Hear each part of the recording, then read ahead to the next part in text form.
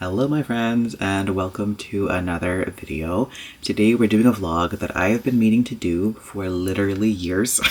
I have two books that have both been on my TBR since 2021. They're both romances with a similar theme that I personally relate to, so I thought it would be fun to do a vlog where I read them back to back and kind of give my thoughts as someone who can kind of understand what the main characters are going through here. And those two books are Satisfaction Guaranteed by Karelia Stetz-Waters and Happy Endings by Thien-Kim.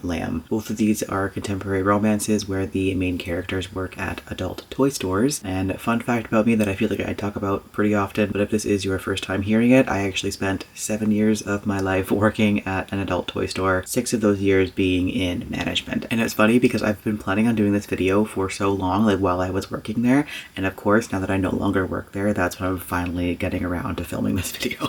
I just left that job in August of last year, but I still wanted to make this video because I just thought it would be really fun to do. So with Happy Endings, it says it's a sexy second chance romance about exes with unfinished business. When working together reignites their passion, will these former flames sizzle or get burned all over again? And then Satisfaction Guaranteed says it's opposites attract in this playful and laugh out loud rom-com where Kate Elgin has a life and career in New York City, and she's determined to get back to both as soon as possible after her aunt's funeral until she unexpectedly inherits her aunt's sex toy store and the employee that comes along with it. Both of these sound so fun, and I'm curious to see what the experience of the characters are like compared to my own. And this morning I've actually already started listening to Satisfaction Guaranteed, and I'm already having a blast with it. The book opens with the adult toy store, but at the very beginning of the book it was already making me laugh because just in like the intro music there's a little door chime and the main character going, "Hi, welcome in. Today we have a special on anal beads," and that just made me chuckle because that was just like what I would say all the time. And now that I've been away from that for a little while, it's so funny to me that like a complete stranger walks in the door and you're immediately talking about anal beads, but that's just what life is like when you're working at an adult toy store.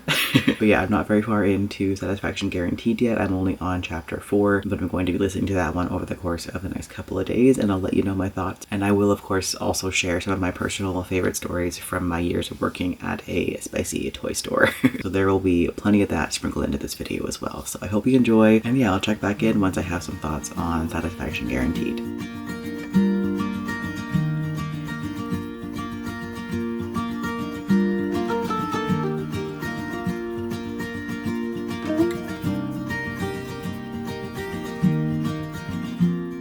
Hello, how we doing? It is later the same day and I have some updates on Satisfaction Guaranteed. I've reached the halfway point. I am now 56% of the way through and still having an excellent time.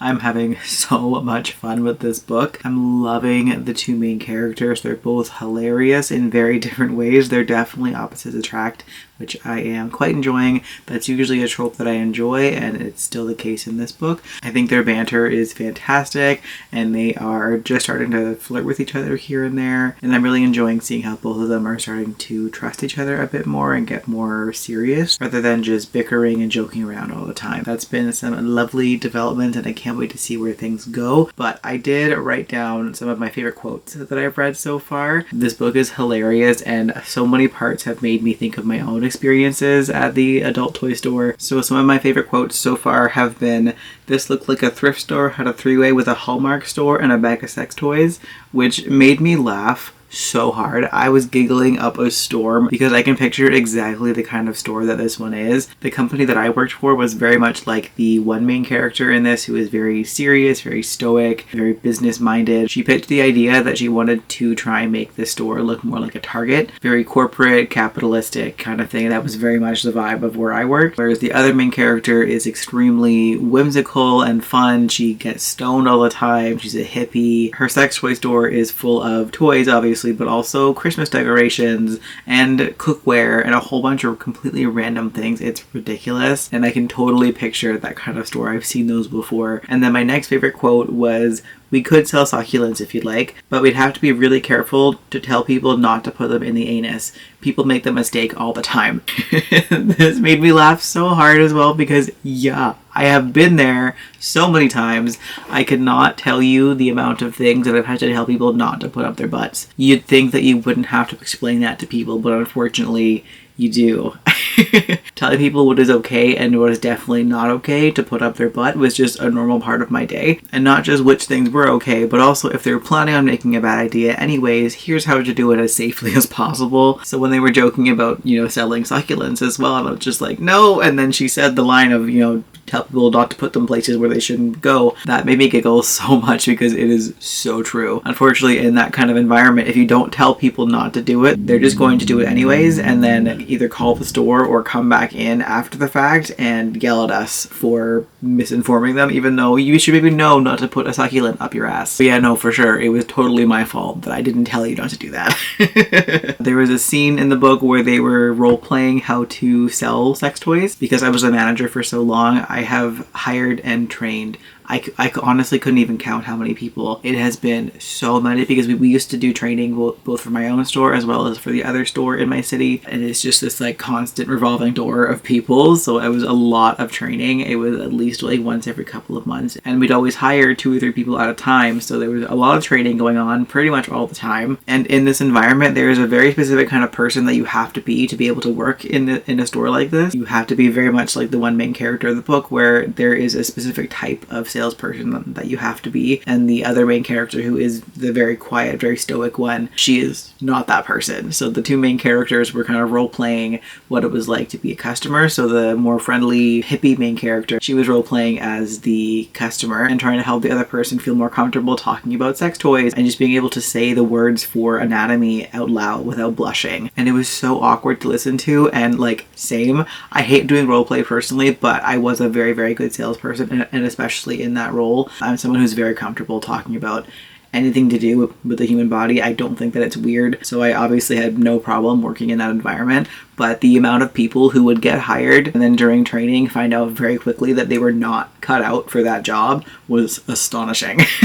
And we'd always do roleplay very early on in training just to kind of get a feel for, how comfortable are you talking about stuff like this, because that is not something that can really be taught. You can't teach someone how to just magically be comfortable talking about the ins and outs of sex. Pun totally intended. And yeah, listening to these 2 characters very, very awkwardly roleplay just made me think of the vast number of people that I had roleplaying with me and how awkward they were.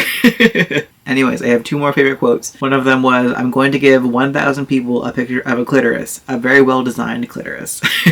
And then my last one for right now is, "She grabbed hold of a nipple and got herself up," which I am not going to give you context for. But yeah, that's all that I've got to say for right now. I am having so much fun with this book and I can't wait to continue it. I'll most likely end up finishing it by tomorrow, and I'll let you know whenever I do.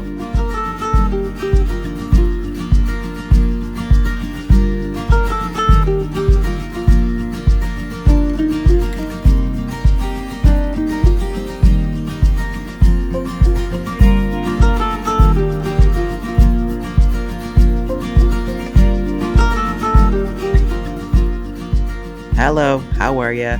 It's been a minute. I finished Satisfaction Guaranteed actually quite a while ago now. I didn't update right away because I wanted some time to kind of sit with my thoughts, and then I forgot after that. So here we are now, like 2 months later. I'm just about to start the next book for this vlog, but first I should probably tell you what I thought of the first one. I had a pretty good time with this one. I gave it a 3.5 star. I thought it was really well done. I liked the characters the most. I thought they were very personable and interesting. I thought that they worked really well together as a couple as well. The setting was of course very interesting, and I liked where the plot went in general. In terms of my thoughts on it as somebody who used to work in the same environment, I have conflicting thoughts about the same point. So in this book, there were 2 main characters. The one main character is very like sexually liberated. She's very hippie-like, very in touch with her emotions. And the other one is quite stoic and more, not cold, but not warm either, and a lot more kind of calculated and business-minded. And of course, the more hippie one is the one who is all for working at the sex toy store. And I both liked how that was and also disliked it at the same time.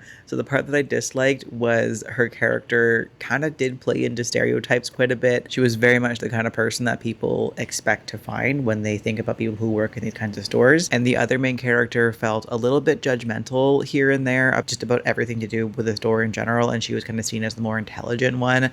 Meanwhile, the hippie main character was very ditzy and came across as kind of dumb, which at first really bothered me because, again, it's just the stereotype that like that's what everyone expects when they think of people who work at these kinds of stores. But then it did turn around and I ended up liking it a lot more because they gave her character a lot more depth later on in the story. She got multiple scenes where she was able to show her intelligence and that she is actually as smart as the other character. It's just in a different way, where the colder main character is business minded. She's all about numbers and accounting and keeping things how they need to be to stay afloat. The other main character is smart when it comes to emotions and her customers, which helps the business because she knows what her customers want because she has empathy. And I liked how it was kind of playing on the fact that you do need to have both. You have to have that balance to be able to make a business like this one work. It can't just be all numbers, because especially in an environment where you have to be so in depth and in touch with your customers' feelings and like what they need and the deepest parts of their desires, you can't just be focused on numbers. And I liked that both of those characters showed those different sides of the business. And ultimately it ended up being that the more hippie, empathetic main character was the one who was more successful when it came to actually running this business. Her ideas may have had to be reined in a little bit, and that's where the other main character came in to kind of provide that balance. So I actually ended up enjoying how the one main character played into those stereotypes, and that ended up working in the book's favor. I think the only part where this book kind of didn't quite work well for me was just in the terms of the romance in general. I liked the romance. I thought that they were good together. I just didn't love it as much as I would have liked to for a romance book. I didn't have any like giggling or kicking my feet or whatever. It was just kind of like a book that I read, but I did really enjoy it as somebody who used to work in this industry. So that's a win for this one, which means it's time to start the next book for this video. And actually I've already started it. I'm about 10% of the way through right now. So far, I don't really have any thoughts on it. I'm very early on in. I'm only a couple chapters in, so nothing to report for the time being, but I will let you know once I have some thoughts.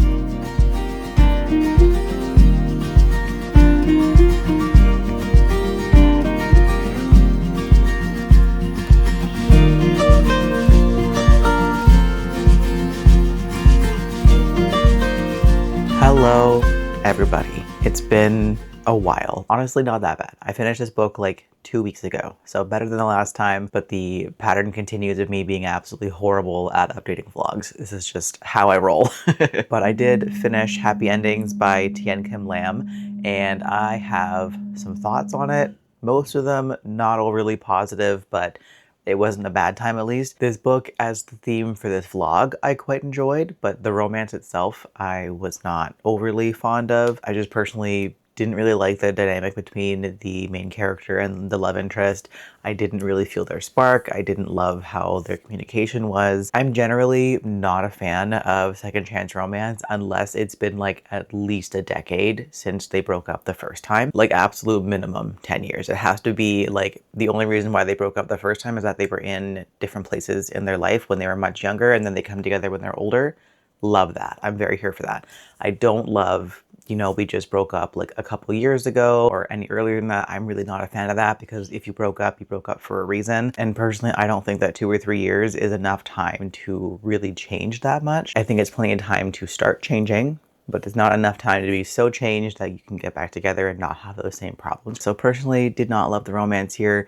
I did like the setting and the side characters. They were all really great. The majority of the book is set at the male main character's restaurant where the female main character is doing like pop-up shows for sex toys, doing like seminars and games and events and that kind of thing, which was really fun. And that's the part of this book that I did love because I also have experience doing events like that. And that for me is where this book really shone, was just, it was very nostalgic, weirdly for me. I especially loved, there was a moment where the main character is doing an event for the elderly ladies of the town who want to come out and learn about their bodies. That was something that was talked about multiple times throughout the course of the book, was that women are not taught about their bodies. And this generation is better. There is better sex ed out there now, and there's a lot more information available, and it's more free to ask as well. And it was a little bit better with like my parents' generation, but the grandparents, it was so taboo to ask any questions about your body. So in my personal experience, I have lost count of the amount of times that I had to teach somebody what a clitoris is. I've had hundreds of women in their 60s, 70s, and 80s who have come in, having no idea what an orgasm feels like or what it's supposed to feel like. They've never explored their bodies before.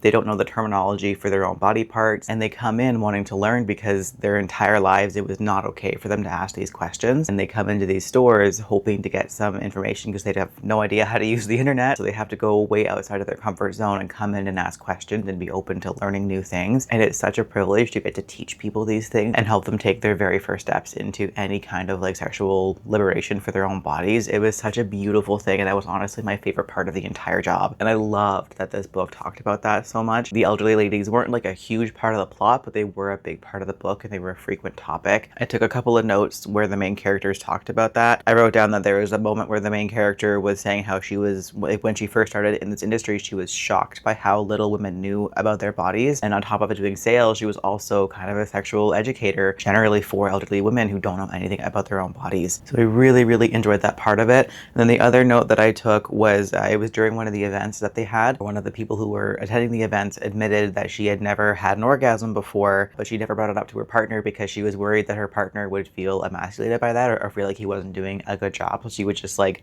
not say anything. Things like that are things that I also had to help people with so frequently, and it was a really like delicate balance of, you know, wanting to be helpful but not wanting to overstep boundaries. And it was definitely a very difficult thing to navigate, but I really liked how that was present in this book as well, and I liked seeing how the main character handled that conversation. And then she also mentioned in the book that the job is really fun. It's a hilarious thing to do. You just get to like talk about sex toys all day. It's your job to have facts about sex toys memorized, and it's hilarious. But the best part of the job is being really helpful, and that one-on-one time with your customers where they can come into your store and talk with you privately, and you get to like watch them gradually break down their own shame about what they're talking about. That's such a rewarding part of the job, and it was so good. And that one-on-one time is where you really get to be helpful, and that's what the main character was talking about during that scene, and I loved hearing that. And yeah, so like as a book set at a toy store, or in the general idea of that, I thought it was so well done. I'm not sure if the author has experience working in this industry or not, but it felt like they did. There were so many good parts to this book that were so relatable and honestly made me miss working in that industry so badly. I really enjoyed every part of that aspect of this book. I thought it was just so brilliantly done. And yeah, doing the events, I only ever did I think 2 events because I'm a very shy person. I don't do well with public speaking, but I went to one when I was the assistant manager, and all I had to do was just like set things up, and my manager was the one who was doing all the talking. But in my last year of working there, when I was the store manager, I had to do one where I was like the main person doing it, and I was terrified. The main character of the book also mentioned that like trying to wrangle a group of drunk people and get them to listen while you're talking about sex toys is such a challenge, and it was indeed a huge challenge. It was hilarious afterwards, but in the moment it was so frustrating. I didn't have a good time doing it as the speaker, but I did enjoy the first time that I did one where I didn't have to do any of the talking. I could just set up and just like do sales. That was really fun. But being the speaker and the presenter and like being the one to like set up the games and give all the information, like answer all the questions in the moment when like you could just have this crowd of people staring at you. Oh, I did not like that. I am far too shy of a person to be comfortable doing that literally ever again. Not that I have to because I don't work there anymore, but regardless. But yeah, I just thought that was funny as well, that the main character was talking about that and she was getting like hecklers as well. I luckily never had to deal with that, but I had heard horror stories from other managers at the company that I worked for who did have to deal with hecklers, very similar to what the main character was dealing with. So that was really funny to read about as well. But yeah, overall, I had a great time with this book in regards to the setting of it. I just wish that the romance was a lot better than it was. If I was rating just based on the romance, this would honestly be like a 2, maybe a 2.5 star, but I enjoyed the setting and the commentary so much that I'm bumping it up to a 3.5 star instead. But yeah, I guess that'll do it for this vlog then. I'm glad that I finally got around to making this video. It's been like literally years of wanting to make this, and I had a really fun time at doing it. So I hope you also enjoyed. So thank you as always for watching. I appreciate you. I hope you're having a great day, and I'll catch you in the next video.